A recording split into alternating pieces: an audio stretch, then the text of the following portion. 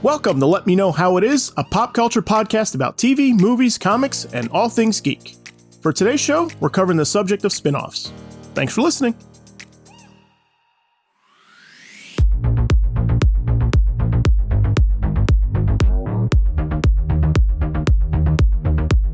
All right, spin-offs. Let's get into it. I'm Zach Slater. I'm Frank Melman. This is Tommy Smithereens. And I'm Clifton. So, I thought this topic would be fun because spin-offs create interesting reactions from fandom, I would say, when they get announced. Sometimes they're met with groans and, oh, just leave it alone, and it's a cash grab. And other times, the fans are overjoyed at the prospect. So, I thought this would be an interesting one to cover. So, let's get into it. My favorite one that I think everybody knew was coming was in the 90s was Buffy the Vampire Slayer spinoff Angel. Okay, yeah. I think in the truest sense, it was a spinoff because you get the a lead in the show leaving said title show to do something else, and you see their exploits and what they do as a result of it. I think that's the best case of a spinoff, in which it's just that. Like, that's the best case that I can think of that I thoroughly enjoyed and felt it was a telling of a character set in the same universe, but having nothing to do with the previous show. That point forward, I thought it was very good in what they did and what they accomplished. Mm. What was weird to me though is it went to a different network, which is rare. Right. Or the same network, right? Buffy moved, right? Yeah, actually, yeah, Buffy moved. Yeah, but yeah, that's even weirder too. Right. So I know you love Angel. I know Frank loves Angel. I do. I'm curious about it because my Buffy experience is kind of sporadic. It's all over the place. The ones I've seen, like I didn't watch in any order. Angel appears when in Buffy? Is he right from the start? It was about 7 or 8 episodes in, something like that, or is it sooner than that? I can't remember. No, Okay. so, he's fairly in the beginning of the first season. I say the close to the first half. Specifically, I'm trying to think about which specific episode he came into because he had a self-titled episode. But he's fairly he was fairly thought of with the inception of the show. Yeah. Okay, so he's an early character then got his own show. I guess when Buffy, did that coincide with season 3 of Buffy? Am I wrong? Season 3, season 4? At the end of season 3. It's after season 3. Yeah. Okay. And yeah, that is like the more pure sense of a spinoff is that it was a well-established character on the show as opposed to where you get them bringing in a character for one episode and then being like, they got their own show now. Yeah. Right. Yeah. So it was one where you took a character with a lot of story and then built a show on that story that was well established. Yeah. Mm-hmm. Yeah, that was my sense that he's explored, I don't want to say fully, but he's explored a lot. Like you get to know him in Buffy and then it's sort of but there's still more to the onion. We're just peeling the onion in his own show. Right. Right. Yeah, they definitely set him up there, and it's one of those things where he's, they explore the relationship and they explore the idea of him being jealous in Buffy. And for a while, what is it? He's kind of, is it season 2? He's like the big bad, really, wouldn't you say? Yeah. Oh yeah. Yeah. So he's kind of the big bad in that, and then they start in the midst of season 3 with all the stuff with the mayor and Faith. They set up they start to sprinkle throughout the season the idea of, Buffy's a teenage girl at this point, and Angel's lived hundreds of years, and what's going to happen when she's 80 and he still looks like he's in his early 20s at that point because he looked he was still pretty young as an actor. David Boreanaz was. So they start to do that, and then by the end of the season, they basically decide that they're going to do the spinoff, and then that's where it basically ends up is after all the stuff with Mayor and Faith. That's how it ends up. Is he kind of walks off in the distance, and then then it's Angel, which is set obviously it's not set in Sunnydale, it's set in Los Angeles, Mm-hmm. and it's completely its own thing. And then in the first episode of that, they set up the main villains of the entire series, which is the law firm of Wolfram and Hart. Right. Yeah. Okay. Yeah. This is all coming back to me now. Right. Right. And then they have Cordelia's in the series, right? That's the only regular at first from Buffy. Yeah, she's the first. Yeah, she's the first crossover from Buffy. Yeah, she basically is there to try to become an actress, Mm. and then you find out that her family has lost their money, so she's poor, but she's also kind of becomes Angel's like secretary / Gal Friday, kind of like doing all the stuff behind the scenes of keeping the office together. And then the other character they have is Doyle. Doyle's in like the first 8 episodes or 7 or 8 episodes of Angel. So if we go back into the time machine really quick, I'm curious. So what was your guys' opinion when this was announced? Was there excitement for it or confusion? Like what was did it feel natural? Well, I mean, I didn't watch Buffy up to the first 3 seasons of Buffy. I didn't watch. I just heard about them from friends of mine. Mm-hmm. And then I came back and basically binged them all. You know, I had friends who had either video cassettes or they were repeat or whatever. That's how long ago it was. And then I think like the first 3 or 4 episodes of Angel, I watched the same way. And then from like season 4 of Buffy and on, I watched them all. So, no, I mean, it makes a lot of sense. They do a good job of setting it up as kind of a, you know, monster of the week / detective of the week kind of a story. Wouldn't you say, Tommy? Yeah, no, definitely. But I like the what you call it? The a long time ago I read a story about, but Angel wasn't exactly the spinoff they projected. If you remember, did you remember that, Frank? No. Angel was supposed to leave with Whistler from Buffy. Oh yeah, remember that's that? right. They talked about that. Yeah, now I remember that. That's right. They did talk about that at some point. Yeah. Original talk is during the course of Buffy, there was one character that came. It was half demon, half person, or whatever, human. But he had always talked to Angel about working for the powers that be, which he does in his own show. But the setup was supposed to be more organic, in which the character takes him off and they go open his agency, as opposed to him just leaving as a result of the turmoil that causes in season 3, right? Yeah. But they couldn't get the actor, and as a result of it, they had to change it around a bit and do it without that particular actor, and that's how they introduced Doyle. Right. Yeah. Okay. He was because Doyle's kind of at first is their kind of conduit of the powers that be. Like when he's kind of like the trouble alert in a demon, right? And basically, like whenever there's a problem, he would get visions of what was going on, and then he would basically say, so we need to help this person, we need to help that person, and then eventually Cordelia gets that role where she has the visions, and then as the series goes on, they add in the rest of season 1, they add Wesley Wyndham Pryce. Yes, another transplant from Buffy. Yeah, the highly underrated Alexei Denisov from Buffy. That guy. We've talked about it before. I think a long time ago, the idea that Alexei Denisov, should have gotten an Emmy. Should have gotten recognition for the fact that he plays Wesley and the journey that character goes on from the beginning of, from his last appearance on Buffy to his first appearance on Angel, and then where he ends up at the end of the series is that guy's so good. It's one of those things where, again, I wish they had less of a stigma towards genre TV and they'd given him awards for his stuff, because he was really, really good in that show. Right. Yeah. So, okay. So, I mean, this is a good example of I think customarily what people like think of for spinoffs, right? It's a side character that, is not the star of one show, but then there's something there. And then so like they go on and they move on, they get their own show where they're the focus and everything. But like as with almost all the topics that we explore in the show, as I think about it more and more, I find that it's more hyphenated, that it's more cut and dry.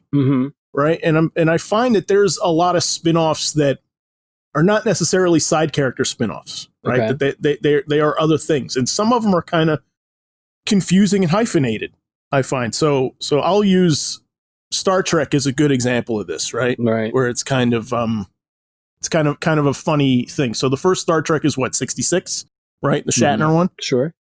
Right. TNG, I would not consider a spinoff. It's not. Right? It's not. I consider TNG Next Generation to be a reboot, resequel, right? Mix like bits of both of those, right? Relaunch. It's kind of all of those things. Yeah, but it's not a sequel. Right? I mean, it's not a spinoff. No. Right. But I would say Deep Space Nine and Voyager are. Yes. Of TNG? Of TNG. Yes, I'd give you that. I wouldn't say that, Right. but I wouldn't say the TNG itself is a spinoff. No. But what I think is interesting about this is like one of the reasons I'm coming to that is just sort of like proximity to the original series, right? There's 20 years approximately between Next Generation and Star Trek, but just the fact alone that Next Generation and Deep Space Nine are concurrent for portions of it, right? And Voyager is concurrent to Deep Space Nine at points of it. Like, it is interesting how like that alone makes me like gives it kind of spin-off classification for me in my book. I'm curious what you guys think, though. The reason why I don't classify TNG as a spinoff is because it has none of the original characters from the original series. It's not right. No, they visit, they show up. I'm saying there's no series regular that was on the original series. It's on TNG. There was. Right. They don't establish it out of the gate. Right. Well, actually, they did.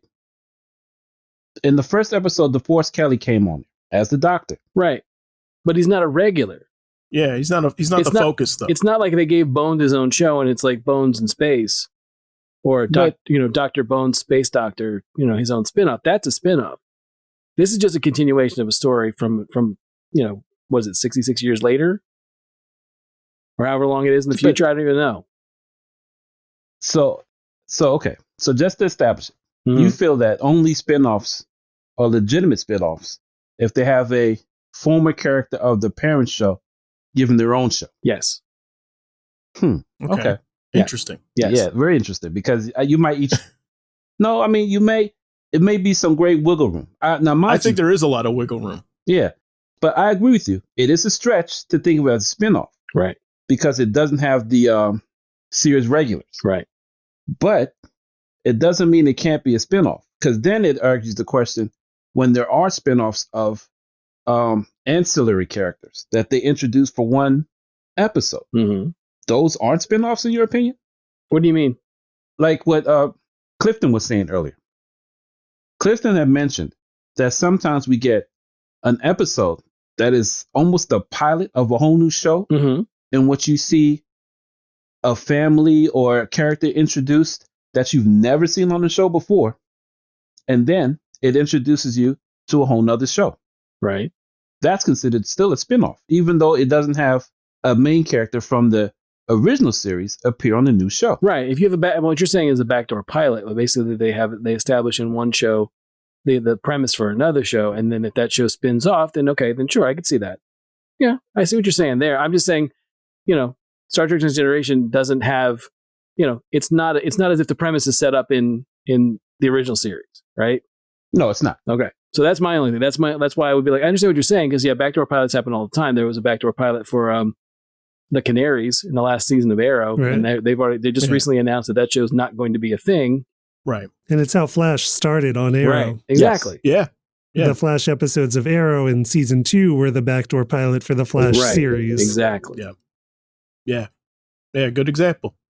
What I was going to say was, if they were doing one of the other thing is if they were doing TNG, say TNG was a new concept now, and then it was popular and it was doing well, and they decided to spin off into Deep Space Nine and then further out into Voyager. At some point, I would imagine they would have done like they did with the CW superhero shows. They would have some kind of 3-series crossover, right? There would be some kind of thing to establish, like, this is our universe at the moment, right? Mm-hmm. And granted, I don't know why they didn't do it at the time. Maybe it was too much of a headache to try and get all the actors together. I don't know. But that's one of the other earmarks of doing a spinoff, is that eventually you might see, like with the CW shows, where the characters interact or they have moments that happen, or like Angel and Buffy crossed over at least once, either characters would go back and forth from the shows, or you would have an out-and-out crossover, right? Mm-hmm. With those characters. That's the other thing again. I mean, I understand like TNG had Spock and it had McCoy and it had Scotty, but you know. Yeah, but no, I'm with you on that, Frank. Though I think right, the focus it's not like the credits don't say starring Leonard Nimoy. It's not Leonard Nimoy's show, right? You know what I mean? Yeah, sure. But I mean, so Worf pops up in Deep Space Nine, but I would say that Deep Space Nine is a spinoff right from the get-go. Yeah. Oh no, right? I thought Picard, but isn't Picard in the pilot or like in the first couple episodes? Like there's a bit with Picard. I thought in the first couple episodes of Deep Space Nine. Am I remembering that wrong? And doesn't O'Brien go really early? Yeah, he introduces it. It's almost a backdoor pilot, but not, because Deep Space Nine is brought up, but not brought up. There's no lead in from Next Generation. It's wholly and solely, so it appears just like Next Generation, in which it is its own entity. Okay. And the 2-episode premiere dealt with Picard. Okay, so now, mind you, there is no direct crossover, until Next Generation stops airing, and then they pull Worf and I take that back. O'Brien. I apologize. Yeah. Right. O'Brien is the ancillary character from Next Generation that goes to Deep Space Nine. Yes. But other than taking that character, it's almost a show in itself. Yes, Miles O'Brien, the most important character in Star Trek history. But I understand the constraints in which you're talking about the spinoff. But to me, I'll accept it because it's within their world. It's just not within their crew. Right. Hell, the title's called Star Trek. They do reference everything that happened in the first series. So it's not like it's separated wholly and solely. It's still within that universe. No, I agree with, I'm used to being a more tangible or more connected universe. But this is a rare case. It doesn't have to be. Right. That's why I accept it. Yeah, I think for me, I think about it customarily as, Friends ended and Joey got his own show, and that's a spinoff, right? Yeah, Joey. But I do have to open it up and think about that there is such thing of like what I call like brand spinoffs, right? And this is all your CSIs and all your NCIS and stuff like that, where there is no carryover. It's just like the formula in another place. Yeah. Right. Whereas, as far as I know, the carryover is like the Tony Scott like map graphics that where they're staring at a giant screen and they're like, his cell data pinged here and we're going to go after. Right. I mean, those are spinoffs too, and it's not like Mark Harmon is in NCIS LA. Right. Yeah. Maybe they've crossed over. I'd be surprised in this climate if they don't, but they've done backdoor pilots for some of them. Like I think Scott Bakula showed up on NCIS before they started NCIS New Orleans. Right. With the plan, like they knew that show was coming and just wanted to introduce people to the character on the popular show first. Yeah. But to me, it's a rare instance because I don't care what any CIS show does in the next 100 years. That's a caveat of Star Trek and how they manipulate that aspect of it. Right. So, but I'm curious though, is there like, okay, so it sounds like we prefer the side character spinoff, right? Oh, indeed. Yes. Okay. But so why is that? Like, why do we think? Cause it's an easier adjustment that something anchors us. I know this is familiar. And that's comforting to enter like a new world. I don't know. I'm spitballing. No, I think usually it's one of those things where I when I think about spinoffs, it's just usually it's a good opportunity to be like, oh, well, this is a part of the world that you don't know about. Right. And not to, I know the term universe and shared universe gets thrown around all the time today, but I think it's one of those things where if you get a chance to see more of, like, Angel does it really well. Like, Sunnydale is a fictional city and it's on a hellmouth, and therefore we see all this stuff that goes on there. But, I don't know if I really thought about the fact that, well, I know there's they mention other places because there's other Watchers and other hellmouths. But at the same time, I never really thought about, well, what's going on in like really big cities? Like Los Angeles is a big city to patrol. If you're just the lone guy, the lone vampire without a soul, lone vampire with a soul, you're basically there fighting the forces of evil in Los Angeles. It's a little different than trying to take care of Sunnydale. Right. Okay. So I always like the idea of we're going to see more of what's out there, in a way that kind of like when we that's when we talked about in the past, we did our episode of sequels, the idea that if you're doing a sequel and you're just retreading what you did in the first movie, well, then that's not really what I want out of a sequel. I would much rather it be, we're going to see more of the world around them or more of the world about, that they're into. And I think Angel does that really well. I think it does a really good job exploring and expanding the mythos of, Buffy in the first place. Right. Yeah. Yeah, I agree with that. I think I'm a little inclined to not to say that there isn't a brand spinoff that can't exist that wouldn't suck me in, but I feel like that there's nothing out there as far as like I'm not so in love with a formula of a show that's going to keep going, that to make me go like, oh, now there's this other one. Mm-hmm. Where like the Law and Orders is kind of a perfect example of that, right? Like Law and Order has a very, very strict formula that they all adhere to. Mm-hmm. Yeah. Right. First half is finding the bad guy, right? Finding the crook, and the second half is the trial. Right. Right. And they all do it. And with different kinds of crimes and stuff like that and everything. But like, you know, those to me are less interesting. I know those shows have their fan bases and stuff like that, but that to me is like I said, like I'm less inclined to follow something just because it's like it's written in the same way. You know, like it's constructed in the same way. Well, I was going to bring another example of the spinoff. Mm-hmm. One special case is the Jeffersons, Mm-hmm. in which every time you see George Jefferson in All in the Family, he stole scenes. Right. He did it so much that it begged for another show to be shown what this character can do if you kept the camera on him 24/7, you know? Right. Mm-hmm. I was going to bring up that one actually, because All in the Family is still one of the kings of spinoffs. Oh yeah. Right. The Norman Lear universe. It has 7 spinoffs total. Oh, that's right. That many. And Jefferson's is one of them. Okay. Mm-hmm. You also had Archie Bunker's Mhm. Place, Checking In, Gloria, Maude.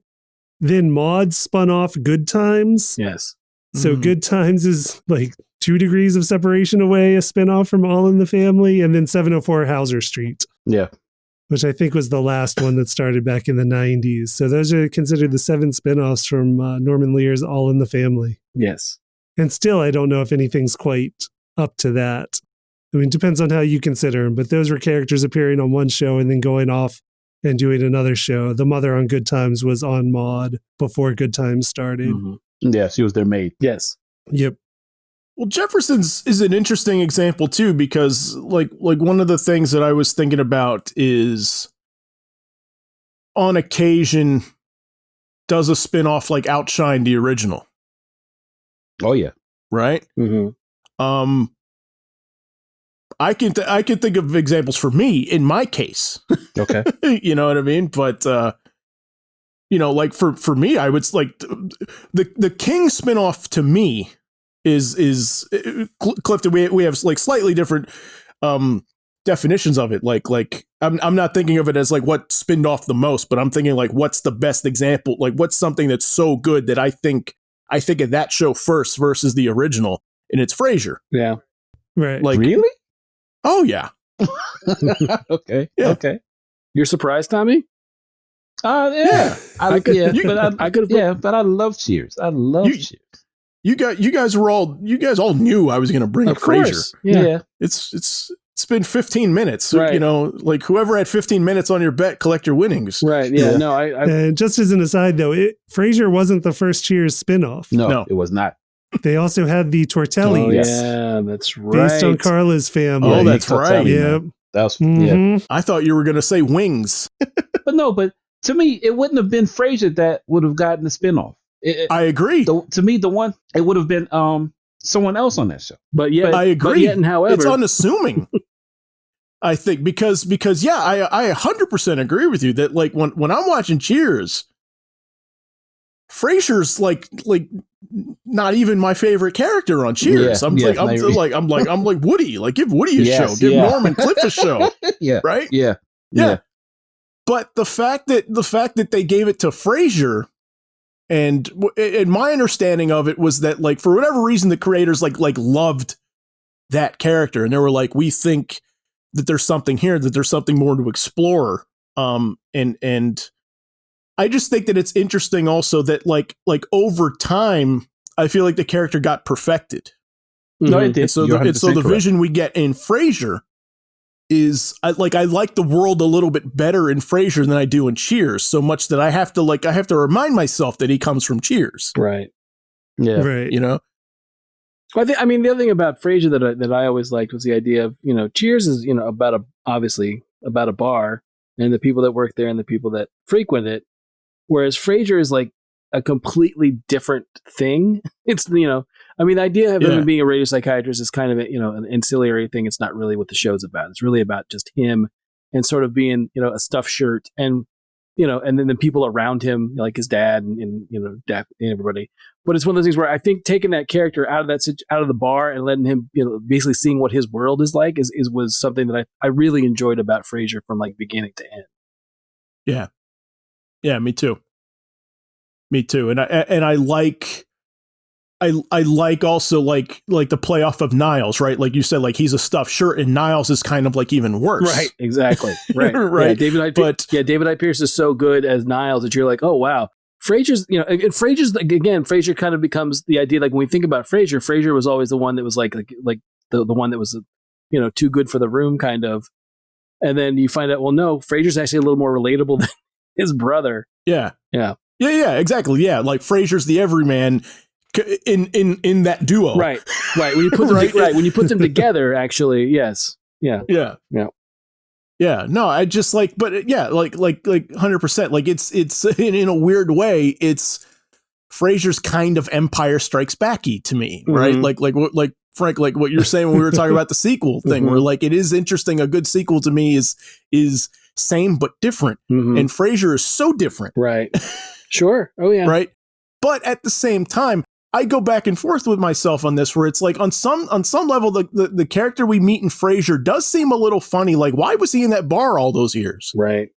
Like, it seems like not his scene. No. But right. I mean, that is the weird thing about the character, because he was a boyfriend of Diane's, mm-hmm. right? Yeah. Like from her stuffed shirt mm-hmm. world, like her uptight Right. world. Yeah. And then somehow just got sucked in and never left. Right. Oh, but for me, since I'm the only Cheers lover here, Steve. It was. I love Cheers. Of course. No, I mean, just as love far Frasier as more. But the episode's about spin-offs. No, but as far as me, I like Cheers better. That's what I'm trying to say. But what I was going to say was, he didn't really get sucked in. It's sort of what he comes into Cheers because it's through the rejection of Diane that he relates to the bar of Cheers and how they relate to Diane. It's almost comfort. And then after a while, it just becomes an everyday norm. So it went from somebody that didn't fit in sorry, to someone that truly belonged because of Diane. Right. Yeah. Well, yeah, and I think what's so genius about it is that pilot of Frasier is centered around like growth. Yes. Mm-hmm. Like that there was a sense that his divorce with Lilith and everything, like he was a little stagnant in Boston, and so he needs to relocate. He needs to sort of like find himself again. And I think that's sort of like your avenue to explore like why he never drinks a beer essentially in Frasier. Like, I don't know that for sure, but generally speaking, he doesn't. You know what I mean? Right. Mm-hmm. He comes in the house, he goes and gets a glass of sherry. Sherry. Mm-hmm. Right. Yeah. And then he looks down at his dad for getting a beer all the time, which is funny to me. Yeah. But they almost changed the dynamics of the characters slightly. Like at one point, in Cheers, they say his father passed. Yeah. Which don't they pick that up at some point in Frasier? They make an adjustment as to why he was telling people his dad had gone. Yeah. Which is good because and that is the fun thing about Frasier is that some of the Cheers guys show up. Right. And all of them show up. Yeah. And I forget if it's the Sam guest star episode or if it's the Woody guest star episode, but one of them meets their dad and he's like, what, you said your father and your brother were dead. Like you said your father was dead and you were an only child in Boston. Yeah. And I love that it's him being like ashamed of them at the time. Mm-hmm. Yes. Yeah.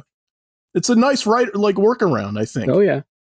Oh, well, if we're talking about shows to me that exemplify better or the Empire Strikes Back of other shows, I thought of Xena, Warrior Princess. Mm-hmm. I used to watch that show. Yeah. Couldn't care for Hercules.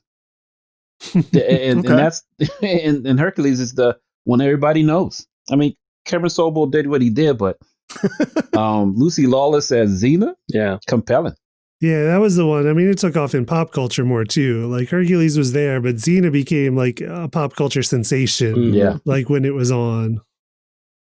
And then they also did Young Hercules with with Ryan Gosling. with Ryan I just like to Gosling. point out because people forget it happened. Oh, really? Oh yeah, Yes. He was young Hercules. I never knew for that. like 50 episodes.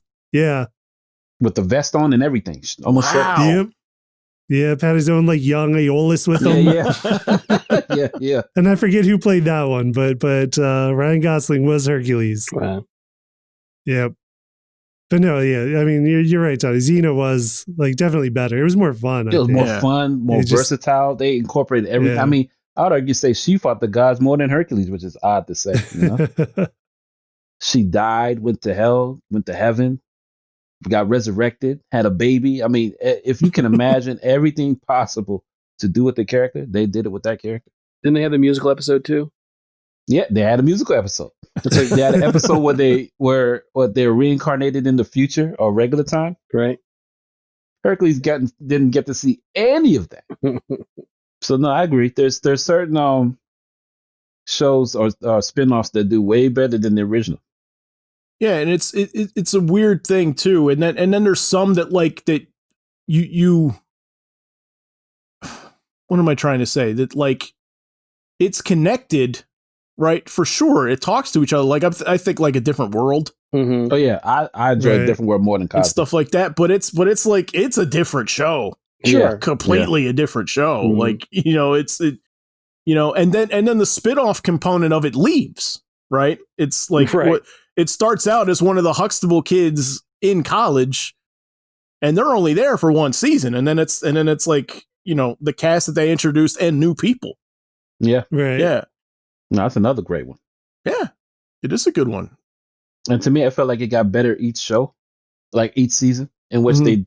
they were better able to define what they wanted to produce with their show, and the characters are more memorable and more engaging. Right. They played off each other well after subsequent years after Denise leaves Yeah. and goes back to the original show. Yes. Yeah. Yeah, that's right. That's true. She does. Yeah. But the weirdest spinoff to me that someone had to tell me because I never watched the original, I just knew of it, was Daria from Beavis and Butthead. Right. Oh, yeah. Okay. Get into it. You love Daria. Yes. So I do. love Daria. You do. This is not But- news. No, it's not.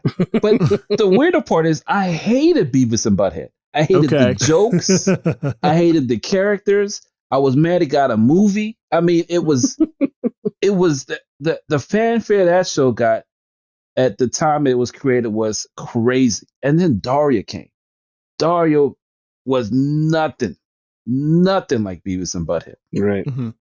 I mean, it made fun of the whole I mean, it felt how can I Daria's was weirdly entertaining for me just because of how she dealt with life, and like she was always the smartest one in the room but never showed it. Right. Mhm. I mean, she was always above it all in certain cases until she wasn't, Right. Yeah. Yeah. but she still felt teenagery. Like she still got embarrassed around her best friend's older brother who she had a hard crush on.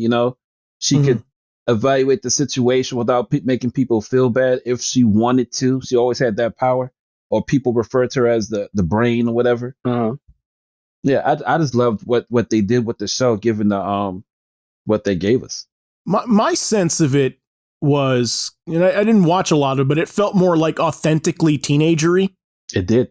right? Whereas like I had a Beavis and Butthead phase because I was like the perfect age for it when it came out. Like I was their age, essentially, right? Mhm.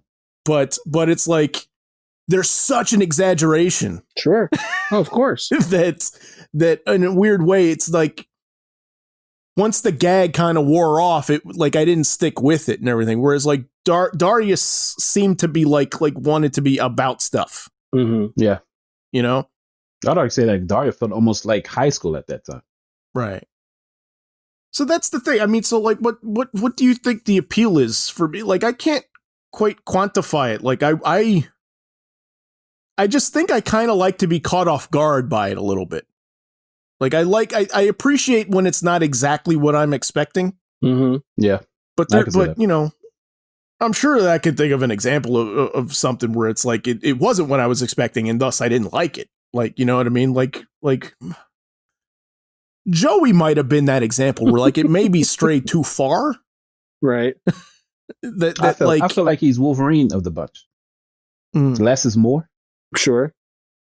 Yeah. And then when you get a Wolverine book, it's like, didn't think I wanted that much of. No. Right. There's not much there. No, there. that's not as much. That's an interesting point too. Yeah. I mean, you do got to be selective of the character. I think I remember going to Buffy. I think there was a lot of Spike talk. Yeah, sure. Right. Yeah. Oh yeah. I think Spike was the Wolverine of that show. I'm with you, Tommy. I think in that, I think that sometimes you pick a character that maybe you don't want more of. But it's funny that you bring up Spike, because one of the things is when they add Spike into like the last season of Angel, it's so good. It works amazing. Yeah, it does work. It works so well to have them play off each other. It's what that show needed to finish as strong as it did. Like that's one of those things where even the idea of having, because again, it's one of those things where I think I would say that Angel outshines Buffy for me personally. I think Buffy's really strong in the first 3 seasons. And the next 3, they don't have any real clue about what they want to do. And then the ending of it is not as good as I think of the ending of Angel. That's just me. Mm-hmm. Okay. And I think it's not one just of those you. Okay. So yeah, I know. I was waiting for it. I was giving you that setup. So I know it's not just me. But yeah, I think it outshines the original. I think it's of the two, it's a much better show from top to bottom. I think there's there's definitely things I have issues with Buffy. I don't have anywhere near as many issues as I do with Angel. Okay. So, but I think Joey's one of those things of, it wasn't a bad premise, but you have to have, part of the chemistry of Friends is the fact that you have 6 of them and you can you can mix and match, you can bring in other people like Tom Selleck or, any other people that they dated over the course of that series, but John Favreau and Bruce Willis and Paul Rudd. Yeah, I love the Paul Rudd episodes. Yeah. All those people that they brought in, and some stuck and some didn't. I think that's part of but I think if you don't have a strong cast, and I'm not saying that Dre DeMatteo or whoever else was on. I don't know who else was on, Joey. Do you remember? Right. I don't remember the actors, but it felt a little bit more of it felt like they were going sort of a take on the family sitcom. Mm-hmm. A bit, which doesn't seem to be like a bad idea to me, right? Like it seems kind of a natural progression for it, but yeah, I don't know. I just like while Frasier didn't pick the character I thought would have been the focus for a spinoff and surprised me, I think I just don't know what there was there to explore with Joey. No, was the thing, right? And there wasn't like a standout character like Frasier's dad or something like that like that would hook you otherwise. Yeah. Right. No. Yeah. Well, I mean, the other thing is like there's nothing. I mean, Frasier's one of those weird ones that maybe weird is the thing that's it's one of the few sitcoms I can think of that just it takes the character completely out of the what we know them in, and then gives them their own show and brings nobody from the show that they started on. I mean, you can have guest stars, that's different, but I'm saying like usually, like with Angel, like I said, you had Christmas Carpenter came along, or with Joey's another one where I'm like, there's nobody, as far as I know, that went from they didn't have for some reason they didn't contrive it that what's the guy that works in the coffee shop? Oh, Gunther. Yeah, they didn't contrive it like Gunther's with him for some reason, out in LA or whatever. So it's kind of like that's the one where I was like, well, I like sometimes when they take those shows and they split a couple of the cast members off, and let them be, give them a chance. Because again, it also is, if it's a character like you said, if it's a character that we like and we want to see more of, sometimes that works and sometimes it doesn't. Yeah. So I mean, but so what are you guys looking for? Like when something gets announced, right? Because my sense of it is also a spinoff is sort of like the ultimate compliment a character can be given, like in fandom, right? Like that's when something's like worked. That's when a character has caught fire, right? When fans are going like give so and so a show, right? Give Toph a show, right? Like. Sure. That's when okay, we got something here. Right. Toph from Last Airbender, just to clarify in case people didn't know the reference. But I will say this though, going off of that a little bit, I get the concept of the backdoor pilot, but in certain cases, like I wish they would pick someone out of the series Like to me, this is left field. The Zeta Project from Batman Beyond. Okay. Oh, Yeah, I was going to bring that up as like the forgotten black sheep of the Timverse family. Yes. Right. yeah. But I don't understand why on earth they would give me a show about a sentient robot in the DC universe's future. Right. Right. It at the time I was like sure, because anything involving that the Timverse, I was like fine, what you got? Mhm. But this, you talk in Batman's world, I got a show about a sentient robot. in Batman's world, Right. I know. that it made no sense. Right. Why It's almost as if they didn't even need to create it from Batman Beyond. Yeah. you know? Where's our Nightwing show? Where's our, where's any other character on Gotham show? But no. Anybody. Yeah. Instead. Yeah, that one was from the season 2, episode 20 of Batman Beyond, titled Zeta. Mm-hmm. Yes. Then got his own show, and then came back in season 3, episode 12, Countdown, after the Zeta Project show had been running. Mm-hmm. Probably give it a push. There's also a nod in, I think it's in the Justice League Unlimited episode, when you find out that Professor Henderson, is that the character, Mhm. is no longer kind of on the good side of things, and you find out like there's a point where Supergirl fights a bunch of robots. Hamilton. Huh? Professor Hamilton. Hamilton. Thank you. I don't know what I was thinking Yeah. Henderson, but yeah, it's that one where they basically, there's a bit where they it's the Zeta. There's supposed to be Zeta robots there that she's fighting. Right. Oh yeah. They're like a training tool for the Justice League, like in their danger room or Mhm. something, and he like sets it to kill from Right, stun to kill or whatever. Yeah. Yeah. Right. Yeah, that's right. I remember that. Yeah, they did a nod to it. Yeah. Did they ever even connect it to the Hardak episode of Batman the Animated Series about like the rogue computer that was like kind of their Blade Runner-ish episode? I don't think they That's did. a good. 'Cause That's they a should good have done point. that They at should have least. done that. That'd have been beautiful. Yeah. That's an awesome idea, Clifton. Yeah.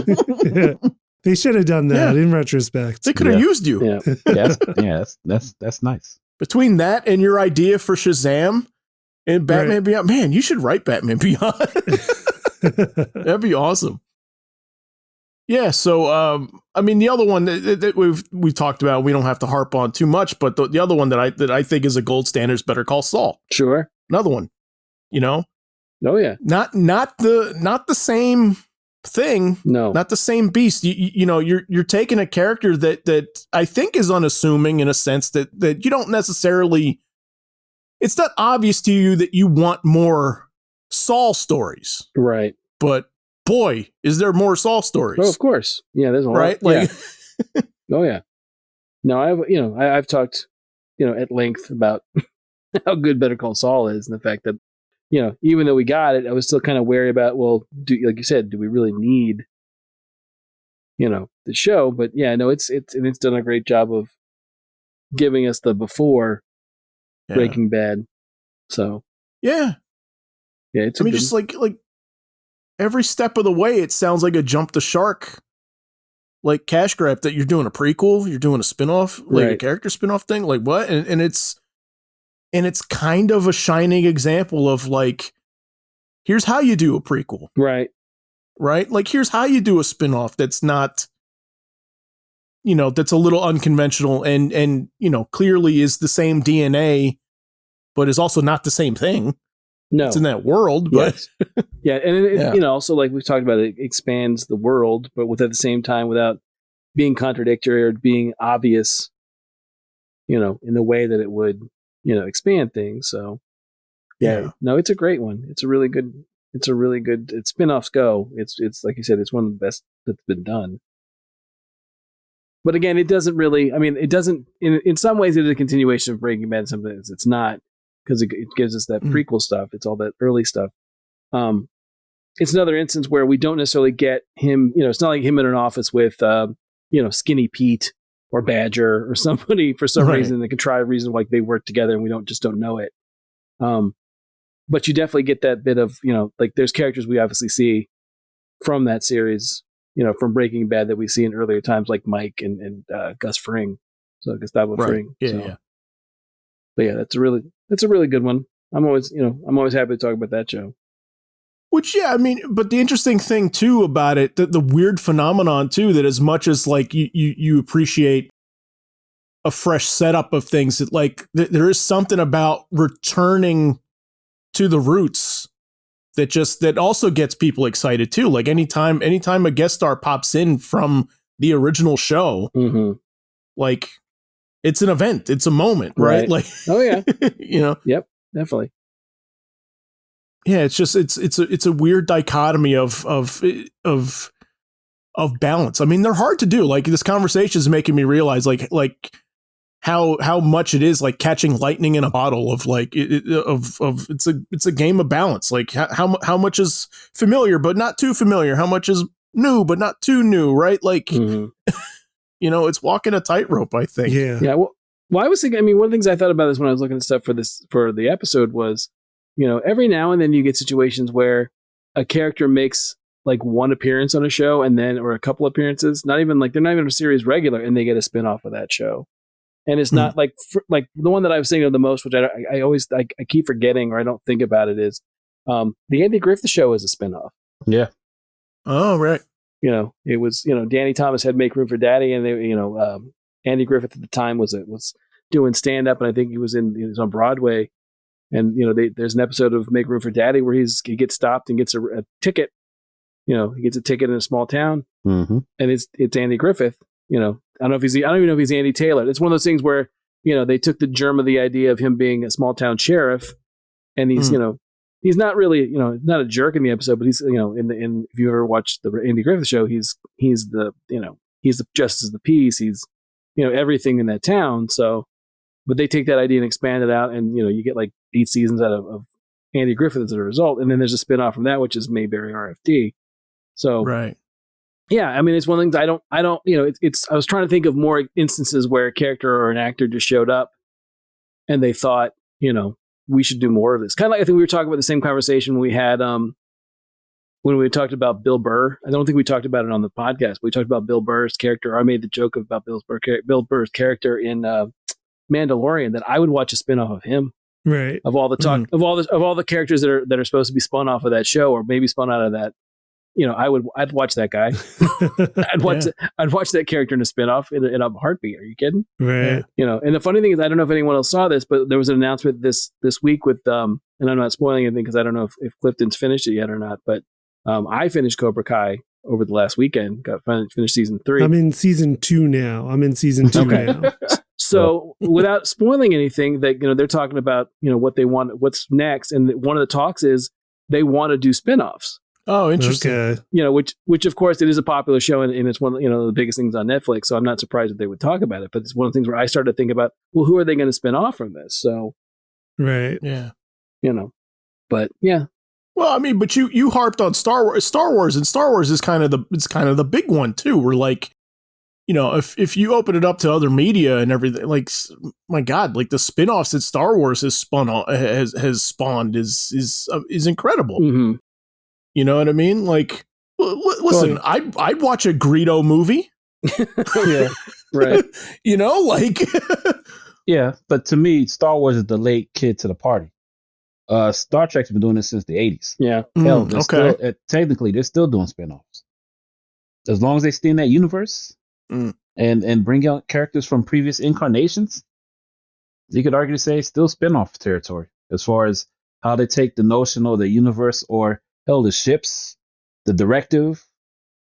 They're still eating off that. Yeah. Yeah. But no, Star Wars is the tip of the iceberg. Yeah. Yeah.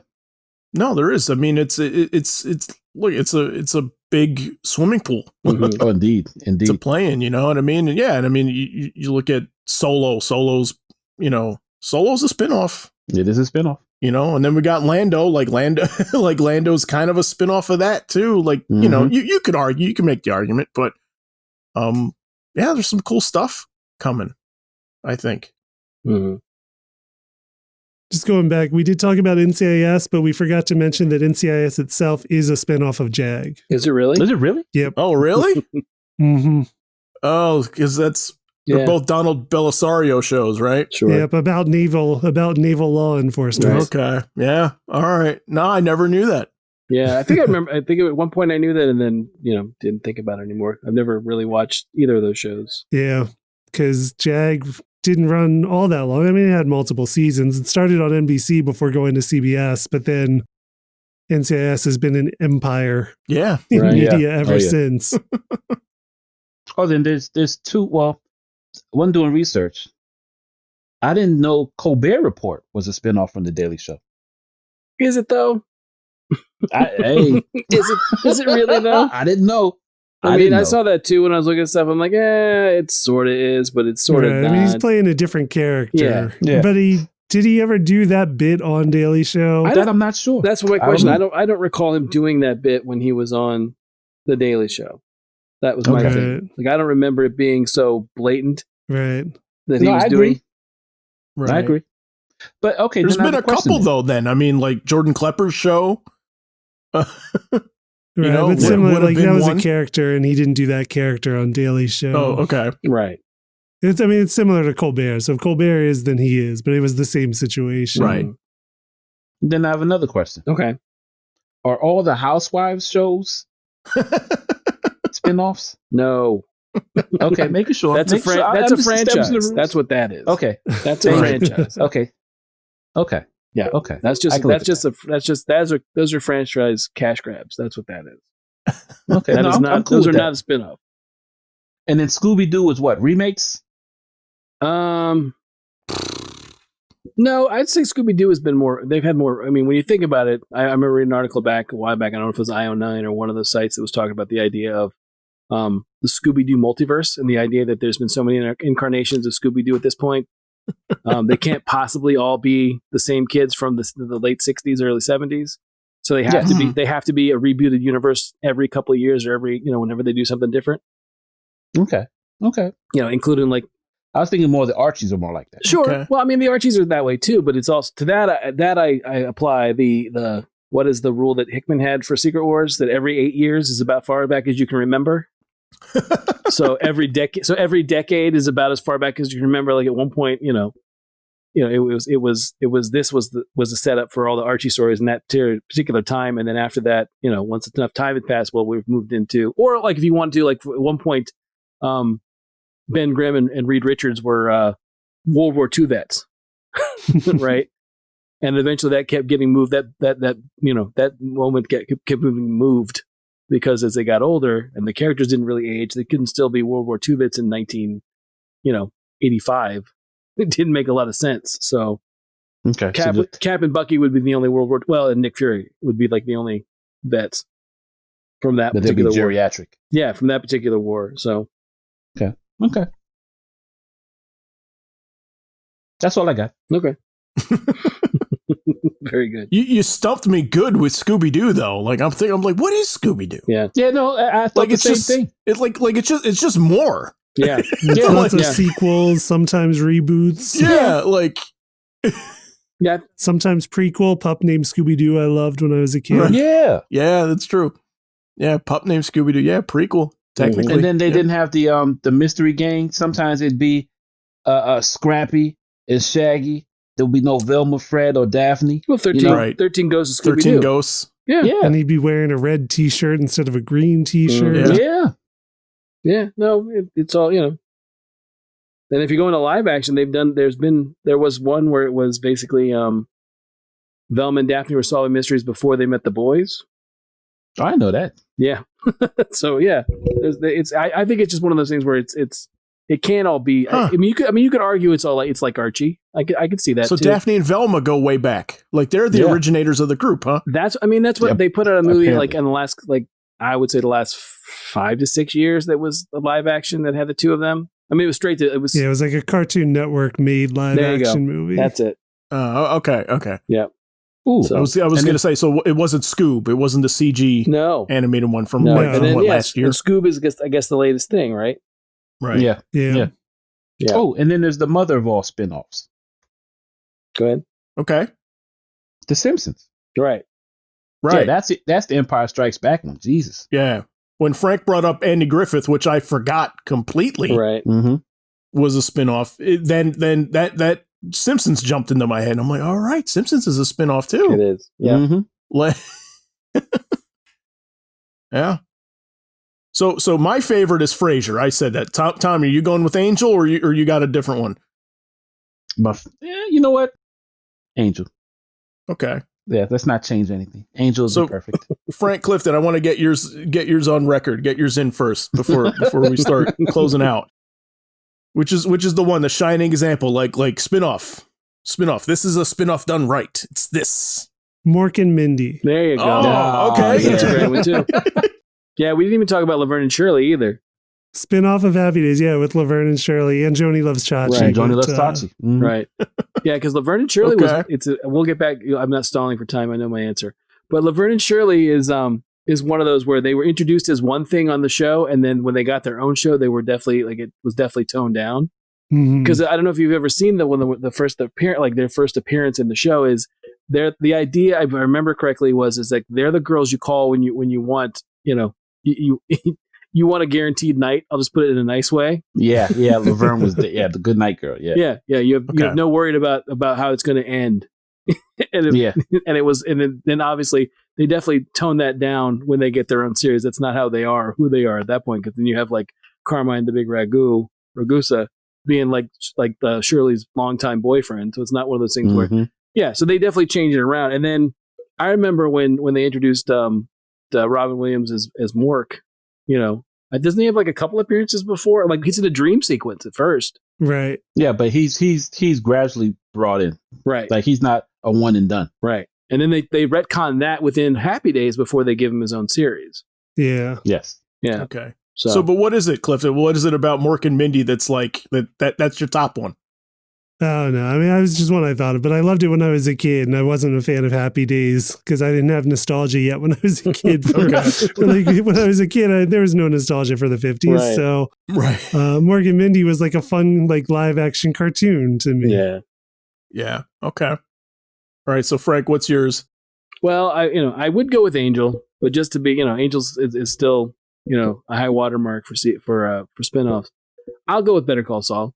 I mean, it's still got a season to go. The best, arguably one of the best in history. Right, exactly. I would say if I had to, if it came down between Angel and Saul, I would have to choose Angel just because I've seen it all. Not that I think that we're near the end zone of Better Call Saul and they're going to fumble and do something dumb and mess it up. I think the quality mark is going to be there all the way through.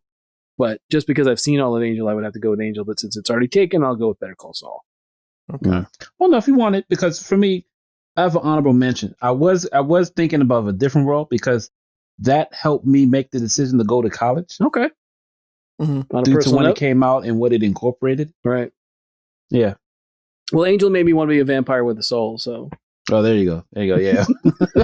that's a high mark. Sir. Yes. Good to have goals. All right. So Frank says Better Call Saul, but really he says Angel. It really is Angel. Mm-hmm. Yeah. Yeah.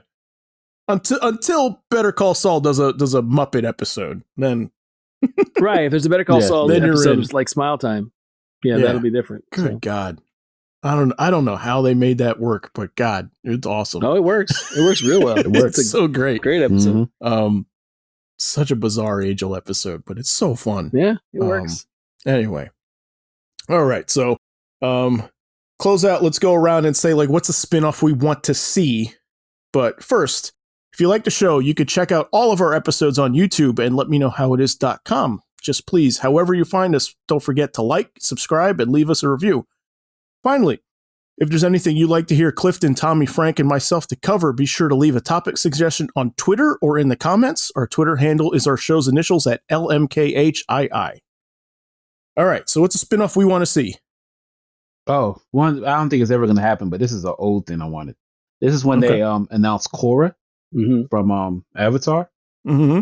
I wanted to see the Kyoshi Warriors before Aang came. Yeah. Listen, I wouldn't say that we're never going to get that. Okay. I think the cool thing about Avatar: The Last Airbender is that like there's right? It's like Star Wars. There's any number of directions you can go in. Yes. And Kyoshi is immensely popular. Yes. You know what I mean? I mean, series, I don't know, but possibly a movie. But I mean, I know they did a comic book about her, right? No, not her. The Warriors. The Warriors that were inspired by her.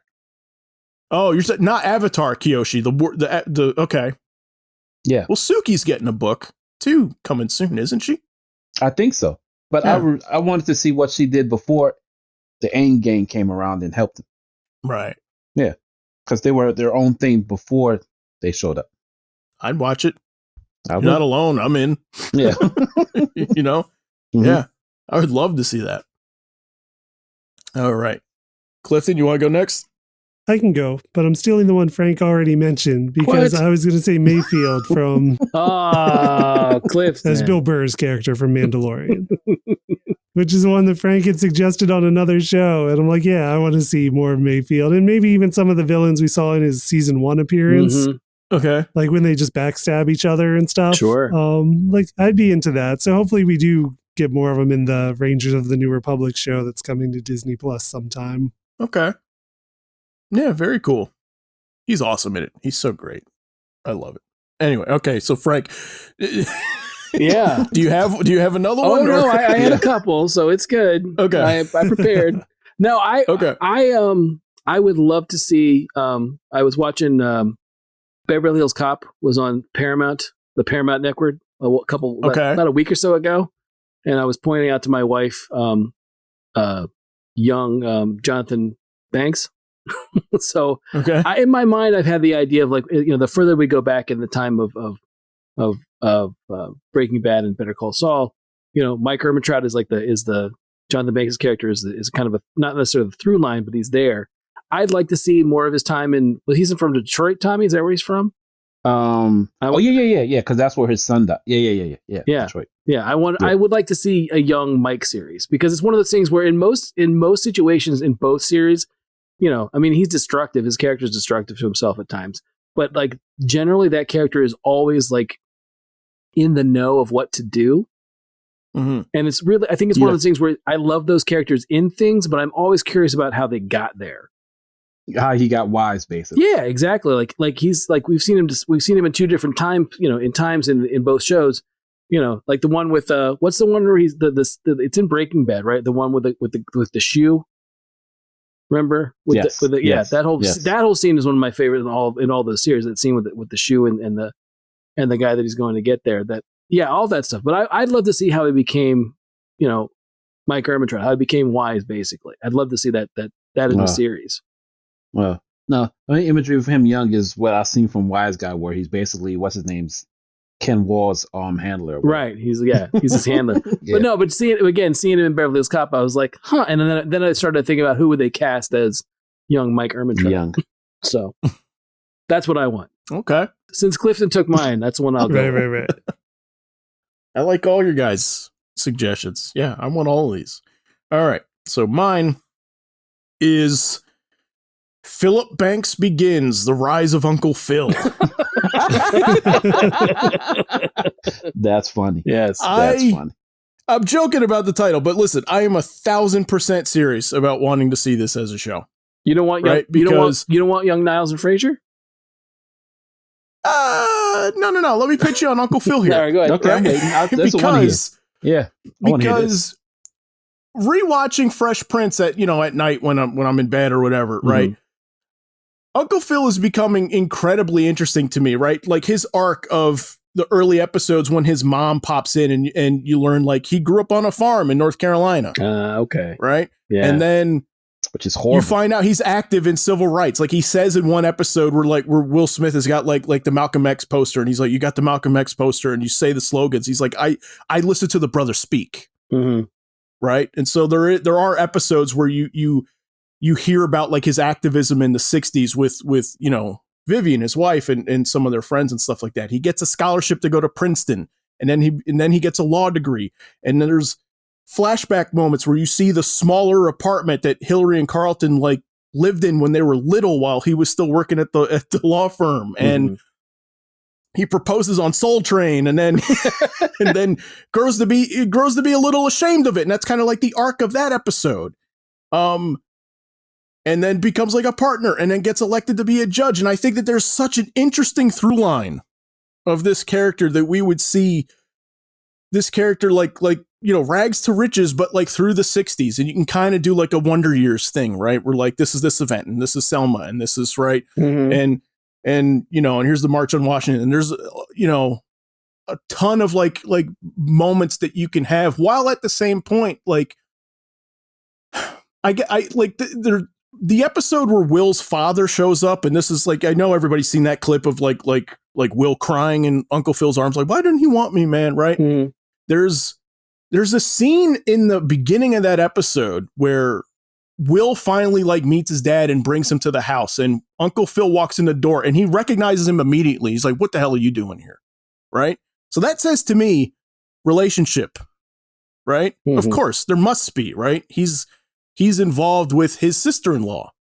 And so I just think that there's interesting conversations to be had about fatherhood with the two of them, and why one gets it so right and one gets it so wrong.